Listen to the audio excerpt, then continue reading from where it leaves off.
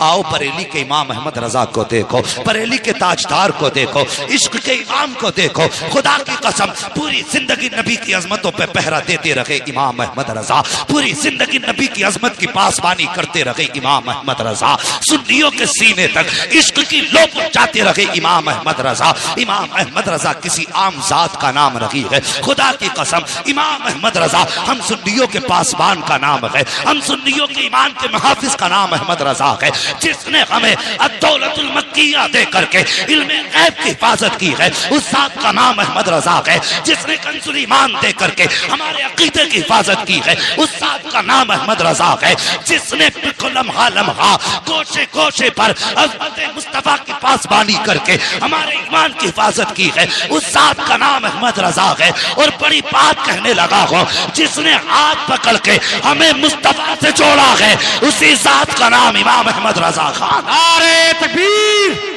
نعرہ رسالت، علماء اہل سنت، مسلک اعلی حضرت، مسلک اعلی حضرت علامہ مفتی حماد صاحب قبلہ، علامہ مفتی حماد صاحب قبلہ، نعرہ تکبیر، نعرہ رسالت۔ ملک سخن کی شاخی تم کو رضا مسلم، اور جس سمت آ گئے ہو سکے بیٹھا دیے ہیں۔ بڑا آسان ہے اعلیٰ حضرت پہ بھونک لینا، بہت آسان ہے ان کے خلاف یہ کلوں کو تیل لگا کے جبڑے چلا لینا۔ سن امام احمد رضا کون ہے؟ خدا کی قسم امام احمد رضا خان فاضل بریلوی کے بارے میں دنیا جانتی ہے کہ وہ چلتے تھے تو مصطفیٰ کی ادا بن کے چلا کرتے تھے، وہ بولتے تھے تو ادائے مصطفیٰ کا تیور بن کے بولا کرتے تھے، وہ سوتے تھے تو لفظ محمد بن کے سویا کرتے تھے، وہ جاگتے تھے تو آنکھ کھلنے کے بعد سب سے پہلے یہ سوچتے تھے حضور بستر سے کیسے اٹھا کرتے تھے۔ او یار، جس نے ساری زندگی نبی کے عشق میں قربان کر دی، وہ امام جس دن سے پیدا ہوا اور جب تک قبر میں پہنچا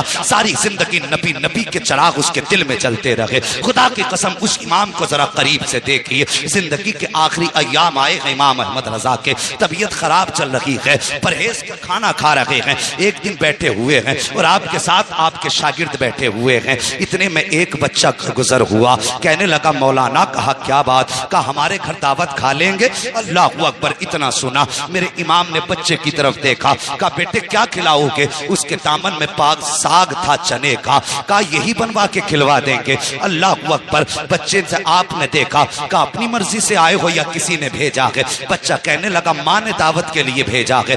آپ نے فرمایا گھر میں کوئی بڑا نہیں تھا کیا؟ جیسے اتنا کہا بچے کی آنکھ میں آنسو آ گئے، بچہ کہنے لگا حضرت میں یتیم ہوں، میرے سر پہ باپ کا سایہ نہیں ہے، ماں میرے سہارے گھر میں رہ رہی ہے اور اس امید پہ ماں زندگی گزار رہی ہے، کل جب بیٹا جوان ہوگا زندگی کا سہارا بنے گا، کہ میرے باپ کا سایہ سر پہ نہیں ہے۔ میرے امام نے اتنا سنا، آپ نے بغیر سوچے سمجھے کہہ دیا بیٹے ہمیں تیری دعوت منظور ہے، کب کھلاؤ گے؟ بچہ کہنے لگا ماں سے پوچھ کے بتاؤں گا۔ بچہ پھر واپس آیا، یہ کوئی دور کی بات نہیں ہے بلکہ بہاری پور پولیس چوکی کی بات ہے، اسی ڈھال پہ وہ یتیم رہا کرتا تھا۔ بچہ پھر سودا گران آیا، آ کے کہنے لگا بڑے مول صاحب، کہا کیا؟ میری ماں نے کہا ہے کل دوپہر کی آپ کی دعوت ہے، کل دوپہر آ کے ہمارے گھر پہ کھانا کھا لینا۔ اب سنو امام احمد رضا کون ہے؟ اللہ اکبر، جب اگلے دن آیا ہے، دوپہر کا وقت آیا ہے، آپ نے اپنے شاگرد سے کہا چلو کل جو بچہ دعوت کر کے گیا تھا آج اس کے یہاں کھانا کھانے کے لیے جانا ہے۔ جب پہنچے ہیں بہاری پور ڈھال پہ اعلیٰ حضرت، وہی اس بچے کا مکان تھا،